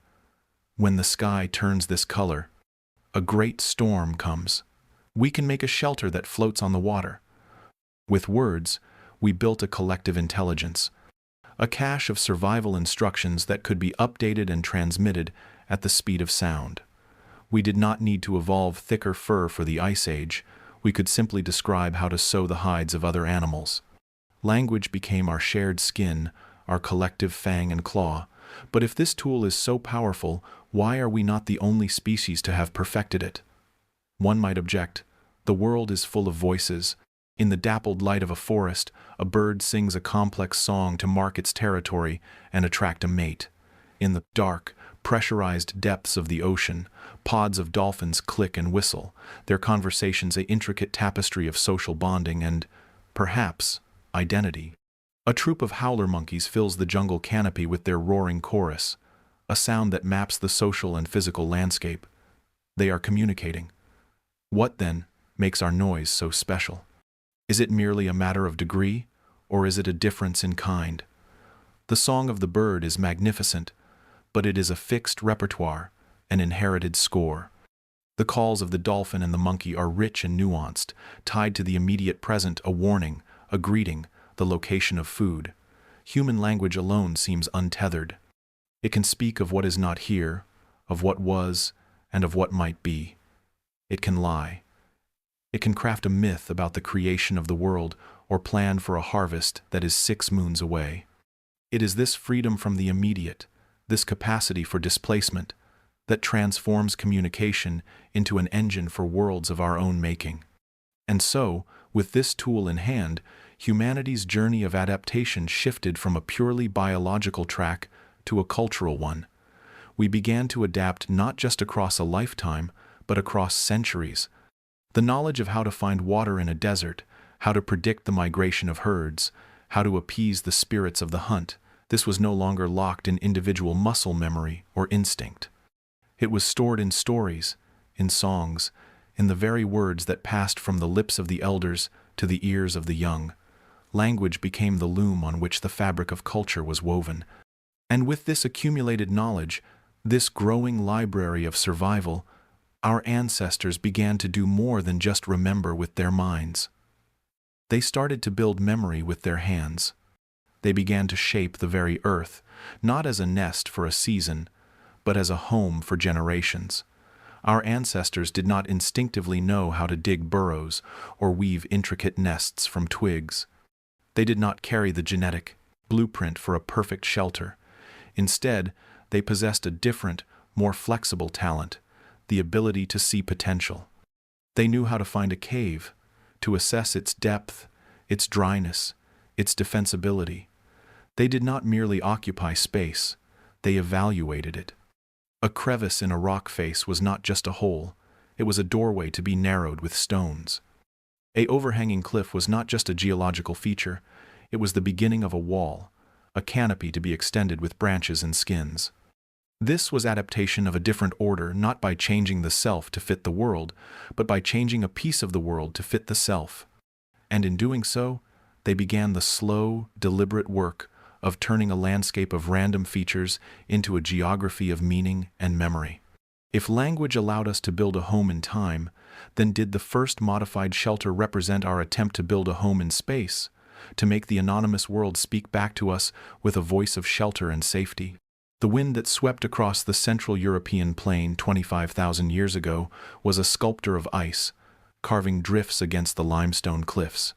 Deep within a cave, the breath of a slumbering bear plumed in the frigid air, a slow, rhythmic testament to a survival strategy honed over millennia. Find a shelter and yield to the season. Then, a new sound echoed in the stone halls, not the shuffle of a heavy predator, but the deliberate chipping of flint and the soft murmur of voices. Our ancestors had arrived. They did not come to hibernate, to simply wait out the winter in a torpid state. They came to build a temporary home. Here lies the first paradox of our existence, a species that does not instinctively build nests, yet one that refused to merely occupy the world as they found it. They were creatures without a fixed blueprint for shelter, destined to never stop inventing it. This absence of a rigid, instinctual program is our foundational trait. A bird does not learn its nest. It is the nest, its movements an expression of a genetic score played out in twigs and mud. A bee's hive is a crystalline masterpiece of geometry, repeated with flawless precision across generations. We, however, were born with a different kind of inheritance, not a set of instructions, but a capacity. Our brains are not closed circuits but open fields, fertile ground for the seeds of observation, imitation, and radical innovation. We possess no innate image of the perfect dwelling. Instead, we have the neural plasticity to learn what a shelter can be from the curve of a riverbank, the density of a forest, or the hollow of a cave, and then to imagine how it could be better. Our first homes were not built, they were discovered, then actively reimagined. The archaeological site of Dolní Věstonice, in what is now the Czech Republic, offers a frozen moment from this great reimagining, 26,000 years in the past. This was no mere cave occupation. It was an address. Here, under the vast canopy of the Ice Age sky, our ancestors constructed a camp from the very mammoths that roamed the plains. They used their colossal bones as a structural framework, a architecture of the vanquished, stretching hides over them to create shelters that were both tomb and cradle. The site reveals more than just walls. It shows a mind at work. There were distinct activity areas, a space for flint knapping, another for baking clay figurines in kilns of hot earth, a place for the butchering of game. This was not just a place to escape the cold. It was a place to live, to create, to impose a social and functional order upon the raw chaos of nature. They were not just finding shelter, they were composing a habitat. This impulse to compose rather than merely occupy spirals through our history, accelerating with each passing century. The nomadic yurt, designed to fold and unfold with the migrations of its people, is a poem of impermanence. The medieval cathedral, its stones reaching for the divine, is a symphony in rock. The modern skyscraper, a vertical city of glass and steel, defies gravity in its pursuit of community. And now, the International Space Station, the most temporary home of all, hangs in the void, a sealed ecosystem built of human ingenuity, where every breath is manufactured and every sunrise occurs 16 times a day. From the savannah to the stars, we have carried this singular talent. We do not wait for a suitable environment. We fabricate one. We are not bound to the place of our birth, but are forever bound to the idea of making a place our own. But is this truly unique? The ant constructs elaborate subterranean cities with climate control and specialized chambers.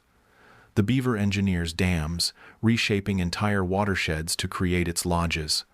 The spider spins a silken net, a perfect trap born from its own body. Are we not just another expression of this universal drive to build? Is the human city, in all its sprawling complexity, merely a mammoth bone hut writ large, another variation on the ancient theme of nest building? Perhaps the distinction lies not in the act of construction, but in the consciousness behind it.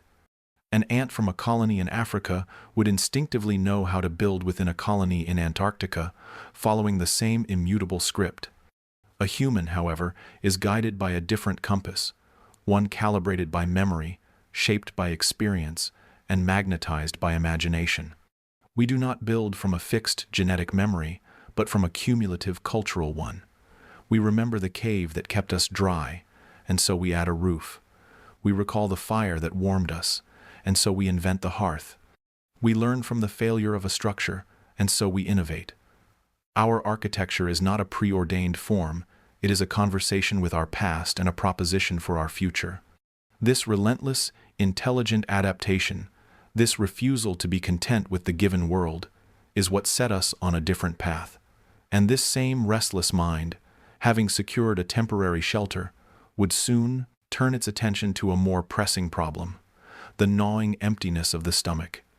It would learn not just to find food, but to fundamentally change its nature.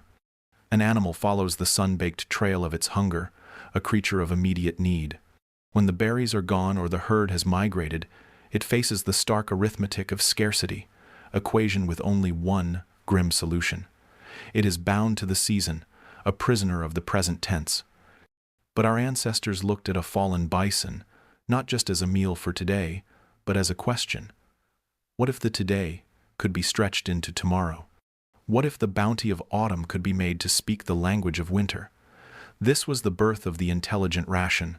It began with observation, the way smoke seemed to preserve, the way certain pits in the earth kept things cool, the strange transformative power of fermentation. We did not simply consume, we intervened.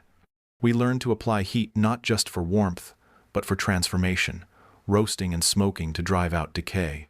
We harnessed the invisible, frenetic dance of microbes, burying food in ceramic vessels where bacteria would work not to destroy, but to preserve, turning milk into cheese and cabbage into a durable, tangy sauerkraut. We dug into the permafrost, nature's own cold storage, and later, we built our own artificial winters in insulated boxes. We were learning to play with time itself, to bend the spoiling curve of entropy to our will. A grain stockpile was an argument against famine. A smoked fish was a defiance of distance. We were taking the fleeting, seasonal gift of nature and weaving it into something permanent, creating a bridge of sustenance across the barren months. This was more than mere survival. It was a fundamental rewriting of our relationship with the planet. The hunter-gatherer, living in the immediate, is a note in the symphony of the ecosystem. The farmer who stores grain, the pastoralist who ferments milk, has begun to conduct it. By creating a buffer against starvation, we bought ourselves a new, most precious commodity, not just food, but time. Time that was no longer spent in a perpetual, desperate search for the next meal. Time that could be used to observe, to tinker, to think. The same hands that salted meat could later carve a symbol, and the mind that planned a winter larder could begin to chart the stars. But in this great act of emancipation from the hunger cycle, in this clever stretching of nature's provisions, did we also begin to forget the taste of immediacy, the fragile truth that we are, ultimately, part of that same system we sought to command? We mastered the ration, but in doing so, did we create a new kind of dependency not on the day's hunt, but on the stability of our own vast, intricate, and vulnerable systems of storage? The wind howls, a sound like grinding stone, stripping the world of color and life. The ground is iron-hard, the trees skeletal.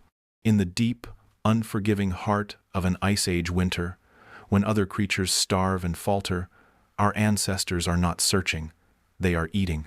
They chew on last year's dried berries, their concentrated sweetness a ghost of a warmer Sunday. They slice meat, smoked and salted from a hunt seasons past. They dig up roots, stored in cool, dark caches for months. The food is not dictated by the present moment's abundance, but by a plan. It is a quiet rebellion against the tyranny of the seasons, a first, tentative step in a dance between biology and foresight that would come to define our species. This was the genesis of the intelligent ration, the moment we began to tell time not just with the sun, but with our stomachs. This act of planning was not merely a cultural fluke, it was written into our very flesh. The human body is a marvel of metabolic plasticity, a machine capable of running on wildly different fuels. It can thrive on a diet of almost pure meat, its digestive system extracting every last nutrient from marrow and muscle. It can flourish on a mosaic of plants, grains, and legumes, a symphony of carbohydrates and fibers.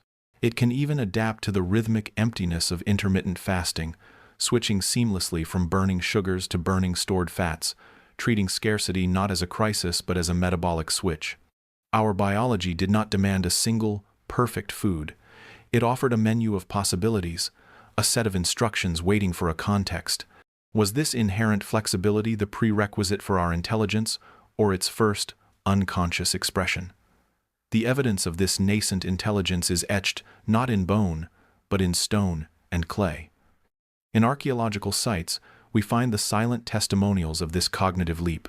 The grinding stones for seeds, the residues of smoked meat in ancient hearths, the sophisticated pottery designed not for immediate consumption, but for storage.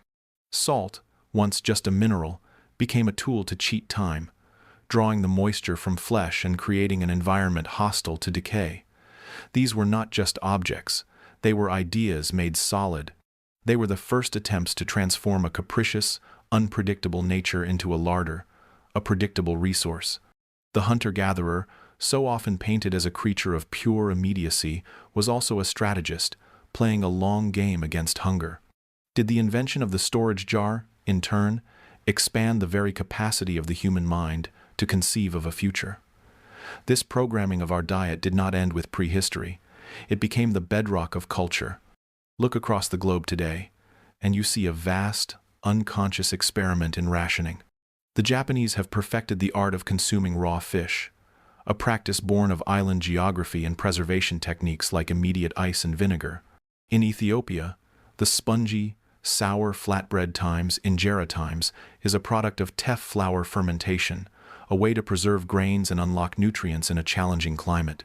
The peoples of the Nordic countries consume fermented meats and fish, dishes like surströmming and lutefisk asterisk that would baffle an outsider's palate, yet represent a brilliant, if pungent, solution to long winters. Each cuisine is a local wisdom, a unique algorithm for survival, refined over millennia.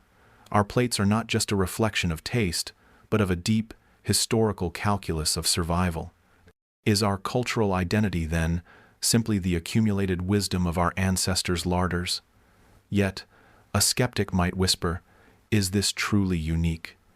The squirrel meticulously buries acorns, creating a scattered map of future meals.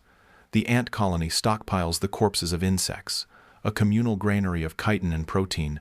Are we not just another animal, hoarding against the lean times? The observation is sharp, but it misses the scale and the nature of the ambition.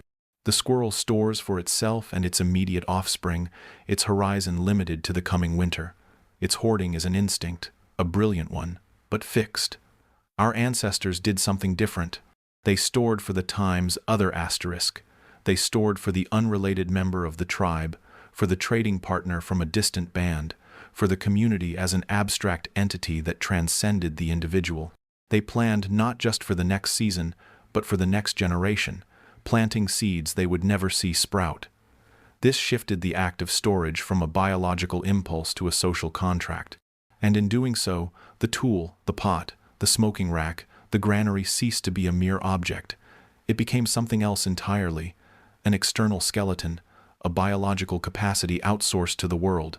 The pot became our second stomach, the granary our communal fat reserve. We had begun to weave our intelligence into the fabric of reality, creating a new kind of evolution that operated not on genes, but on ideas. If the intelligent ration was our first act of bending time to our will, what was the next tool we would forge to extend our reach? It began with a rock, chosen not for its form, but for its potential. A river-smoothed cobble, gripped in a determined hand, was struck with precise, calculated force. Flakes fell away, and what remained was no longer just a stone. It was a sharp edge, an extension of the fingernail, a concentrated force. The hand that once could only tear or scrape could now cut, shape, and kill from a distance. The stone axe was not merely a tool. It was the first piece of externally grown anatomy. It was a hand with claws of flint, an arm with the reach of a thrown spear. The human body, limited by its soft biology, had found a way to grow new bones outside its skin. This principle of external evolution did not stop at weapons. When the wind bit and the rain fell, our ancestors did not simply shiver and wait. They gathered hides and branches, and they built. The lashing of hides to a frame of wood was an act of creation as profound as the knapping of stone. The resulting shelter was not just a windbreak, it was a second skin, a communal shell. It regulated a microclimate, creating a pocket of warmth and safety in a vast, indifferent world. The cave, a found space, was upgraded to the tent and the hut, a made space. The environment was no longer just a condition to be endured, it was a material to be manipulated. Did the invention of the wall simultaneously build the first concept of inside and outside, forever altering our relationship with the world? This process accelerated, each invention begetting another. The control of fire was perhaps the most dramatic leap. It was a portable sun, a digestive system outside the body. Fire could pre-digest meat and tubers, making them easier to chew and absorb, effectively outsourcing a portion of our metabolic energy to the external world. It extended the day, pushing back the darkness and creating time for storytelling, for social bonding, for the slow fermentation of complex thought around the warmth of the hearth. The fire was a tool for transforming the world, and in doing so, it transformed the toolmaker. Was the circle around the fire the first classroom, the first parliament, the cradle of myth? This cascade of externalized evolution, the tool as hand, the shelter as skin, the fire as stomach and sun, created a feedback loop of unprecedented power. Our brains, the organs that devised these extensions, were in turn shaped by the new demands and possibilities they created. The cognitive capacity needed to plan a complex tool, to coordinate a hunt, to preserve food for a future none could be certain of, was both the cause and the effect of this new way of life. We were not just using tools, we were thinking in tools. Our consciousness itself began to mirror the world we were building, modular, adaptable, and focused on cause and effect. If our biology provided the original, flawed blueprint, were our creations then the first drafts of its perfection. And so, we built layers upon layers of external anatomy. Clothing became our fur, Agriculture became our perennial food source, a managed ecosystem that was one vast, productive organ. Writing became our external memory, allowing knowledge to accumulate across generations instead of fading with the death of an elder. Cities became our external colonies, complex as beehives but built on learned, not innate, instructions. Each of these was a piece of evolution downloaded from the slow, random drift of genes into the fast, deliberate realm of culture. We had become architects of our own destiny, not by changing our bodies, but by building a new body for ourselves from the raw materials of the earth. This exoskeleton of culture, however, came with its own weight, its own vulnerabilities. The very stone that extended our reach could become a weapon against our own kind. The shelter that protected us could become a prison of social hierarchy. The club was the dark twin of the cradle. We stand now at the precipice of a new phase, crafting tools that can not only extend our limbs but mimic our minds. We are building silicon brains to supplement our own, genetic tools to rewrite the original, ancient code.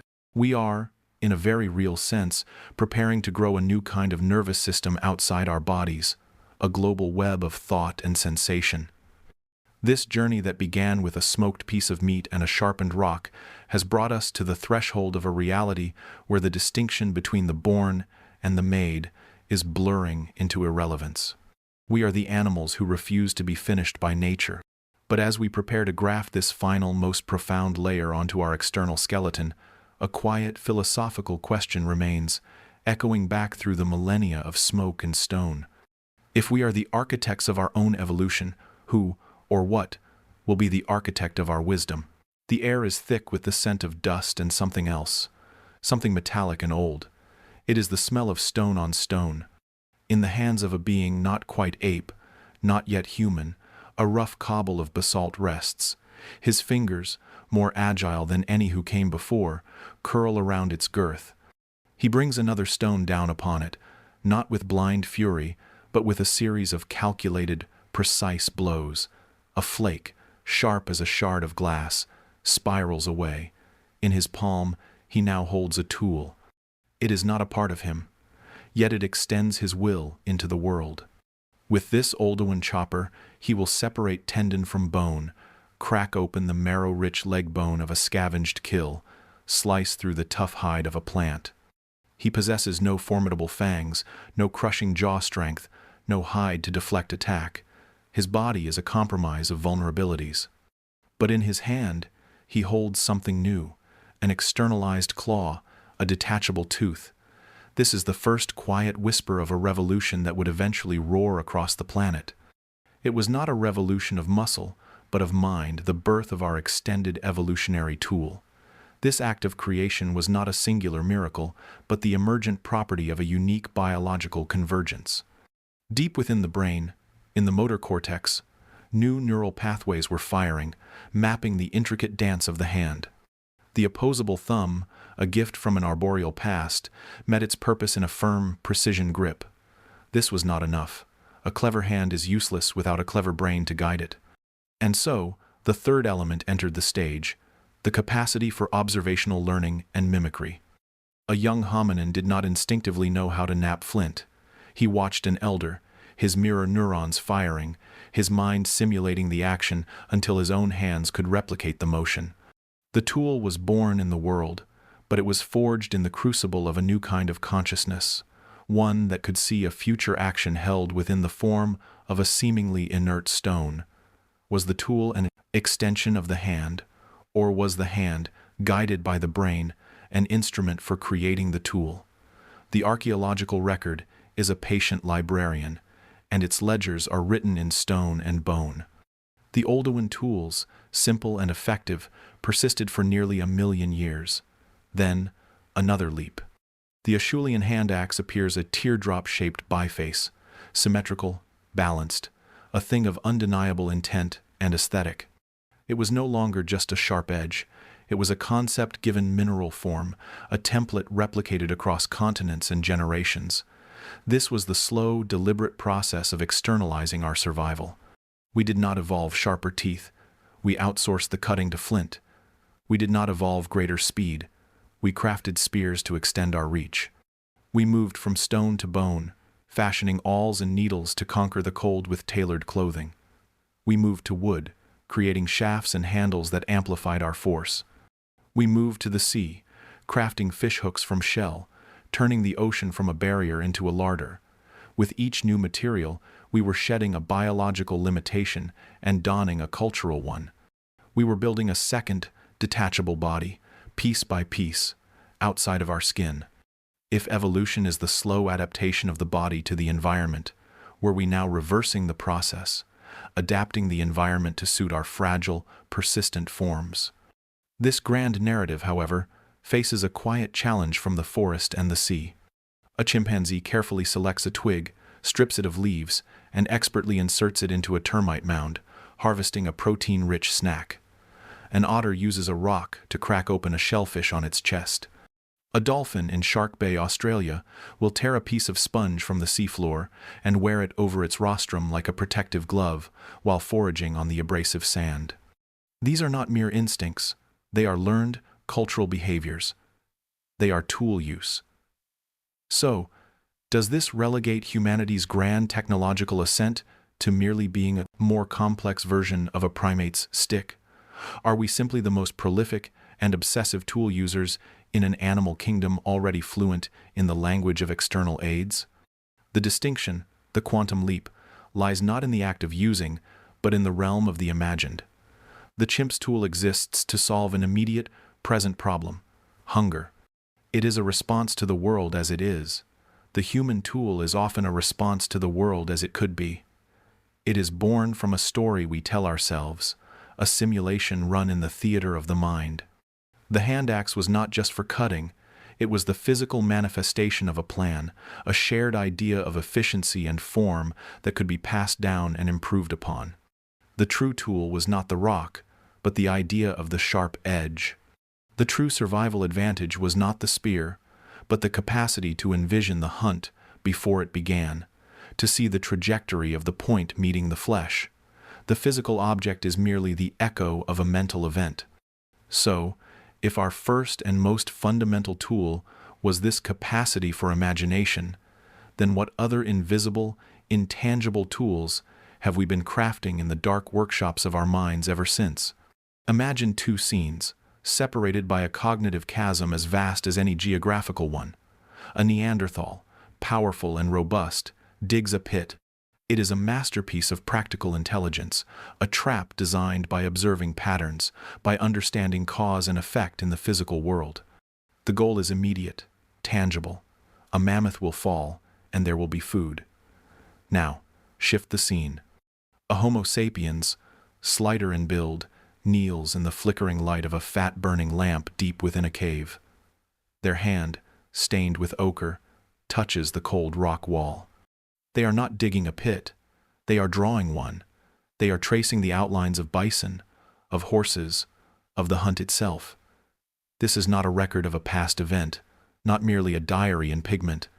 Many anthropologists now believe this to be a form of sympathetic magic, a deep-time visualization technique. By capturing the image of the animal, by simulating the successful strike of a spear, they were rehearsing the future. They were using the cave wall as a cognitive interface, an external hard drive for their collective imagination. The hunt was won twice, first in the mind, then in the world. This ability to model a reality that does not yet exist, to run complex simulations of social dynamics, of seasonal changes, of potential threats and opportunities, became our ultimate survival tool. It allowed us to adapt not just to one environment, but to all of them, from the savanna to the tundra, from the jungle to the desert.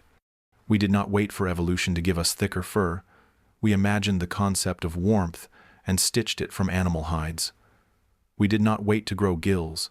We imagined buoyancy and hollowed out a log. Is it possible, then, that our entire civilization is not built on stone or steel, but on the accumulated, compounded interest of countless shared daydreams? This power, however, carries a peculiar and burdensome duality. To imagine a successful hunt is to also imagine a failed one. To envision a plentiful spring is to also conjure the specter of a barren winter. The same mental machinery that allows us to plan, to build, and to cooperate also forces us to simulate our own mortality, to anticipate loss, and to conceive of infinite forms of suffering, both real and potential. The animal lives in the sharp, present tense of fear and hunger. We live in the haunting, perpetual subjunctive mood of what if. Our greatest tool for survival is also the source of our unique existential dread. We wield the future as both a weapon and a weight. So, if imagination is the cradle of our civilization, is it not also the forge of our anxieties? And if we are the storytelling animal, the simulating animal, what does it mean that the most compelling stories we tell are often those of our own end? Deep within the cool, silent darkness of the limestone cave, a flickering torch casts dancing shadows upon the wall. The air is thick with the smell of burnt fat and damp earth. It is 30,000 years ago.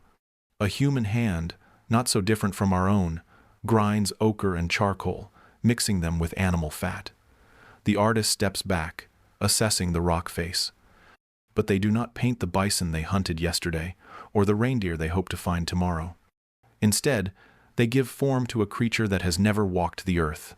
A lion, with the posture of a man, a deer, with the wings of a bird. In the flickering light, the chimera seems to breathe. This was not mere recording. This was an act of defiance against the tyranny of the present. They were not just depicting their world, they were dreaming a new one into existence. They were imagining. This primal impulse, to see what is not there, is perhaps the most fundamental and overlooked tool in the human survival kit. We often picture our ancestors in a constant, brutal struggle, a life dominated by the immediate needs for food, warmth, and shelter. Yet, they took precious time and energy, deep in the safety of a cave, to conjure phantoms. This was not a luxury. It was the nascent spark of a cognitive revolution, the moment we began to use imagination as a cradle for our future. What strange alchemy in the human brain allows a world to be built from the echoes of memory and the whispers of possibility? The answer begins not with the soul, but with the squishy, 3-pound universe inside our skulls. Neuroscientists have mapped a network that becomes remarkably active when we are doing, seemingly, nothing at all. They call it the default mode network. When our body is at rest, this network ignites, weaving together threads of memory, future scenarios, and the perspectives of other people. It is the biological stage for our inner theater, the machinery of mental time travel. It allows a hunter-gatherer to not just feel hunger, but to simulate the path to the migrating herd, to foresee the ambush point, to feel the satisfaction of the feast days before it happens. This ability to run cognitive simulations to test outcomes without the physical cost of failure is the bedrock of all planning, all strategy, all innovation. Is the quiet hum of our daydreaming mind, then, not a sign of idleness, but the engine of our species' ascent? The caves of Chauvet and Lascaux are our time capsules, providing silent, stunning testimony to this inner world. Here, we find not only the breathtakingly realistic depictions of animals, but also abstract signs, dots, lines, hand stencils, and delicate bone flutes. These were not the crude scratches of a bored primitive. They are the evidence of a mind trying to interpret the world, to find patterns in the chaos, to give meaning to the thunder and the changing seasons. The music from the flute was a manipulation of air and emotion, a shared experience that could bind a tribe together in fear, in joy, in ritual. The paintings were more than art. They were a symbolic language, a way to transmit knowledge about animal behavior, to enact hunting rituals, to tell stories of the spirit world. Could the very act of creating a symbol, of agreeing that a line represents a river or a handprint signifies, "I was here," have been the first step toward building a shared reality that transcended the individual moment? This legacy is woven into the very fabric of our modern existence. Every skyscraper that scrapes the sky first existed as a line on an architect's drafting table.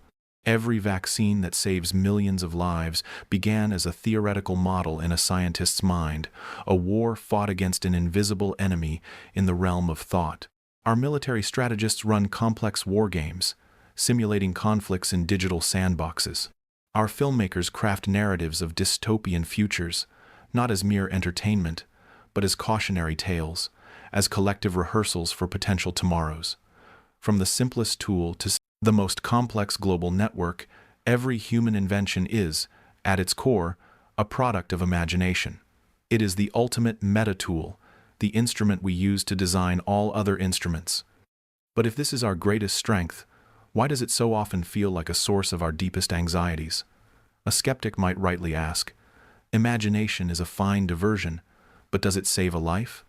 When facing a snarling saber-toothed cat, or shivering in an ice age storm, or dying of thirst in a barren landscape, what use is a daydream? In that raw, immediate moment, the body's instinctual fight-or-flight response is the true savior. The ability to paint a mythical beast on a wall seems a laughably inadequate defense against the brutal, unyielding laws of nature. It is a slow, deliberate process in a world that often demands instantaneous reaction. Could this beautiful flaw, this tendency to get lost in thought, have been the evolutionary weakness that nearly doomed us, rather than the gift that saved us? The paradox resolves when we realize that imagination is not for the immediate crisis, but for the one that has not yet arrived. It is the cognitive immune system, running simulations of potential disasters so that we might avoid them altogether. The one who imagined the blizzard times before times it hit was the one who gathered extra wood. The one who simulated the failed hunt was the one who devised a better trap. And crucially, this knowledge was too valuable to die with the individual.